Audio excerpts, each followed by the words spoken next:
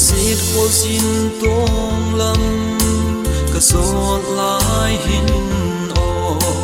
cả nung cả man ôi na tên y bom se o cả lal Giêsu nang in ei pui hoi sing in o sao để ba sama cả puk xịt lâu na đi sang in ei thalo zenin la ei pi zing in ke gin na halo le deng del ta mai ta thaga in ei thuam zing in la khut ha tin ei tun o la kam ting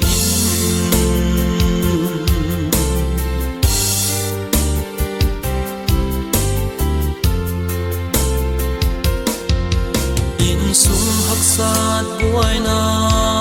ten ei bom se gi lung thim ai tua na a chol se nge e o kalal Giêsu nang in ei ban mi sing in o mai tua na phalo a pui mang hi lo di sang in ei thalo zenin la ei pi zing in ke gin na halo le deng del ta mai ta thaga in ei thuam zing in la khut ha tin ei tun o la kam ting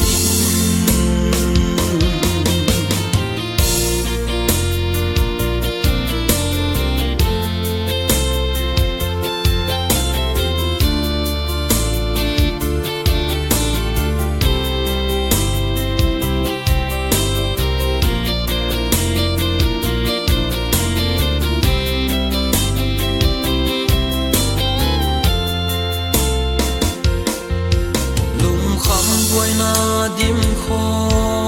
vel a leng ka hin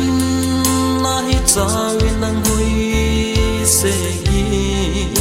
o kala Giêsu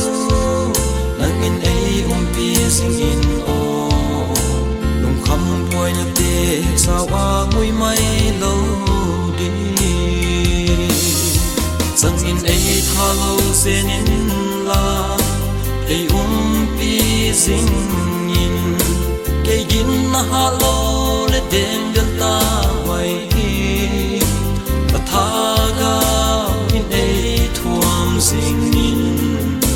la khut ha tin ei tun o la kam ting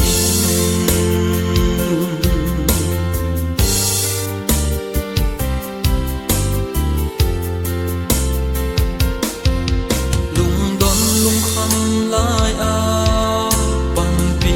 va pa thiên ka lung don lung kham na te nang la ya o ka lal Giêsu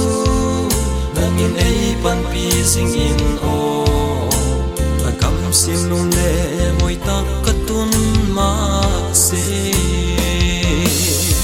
sang in ei thalo zenin la ei pi zing in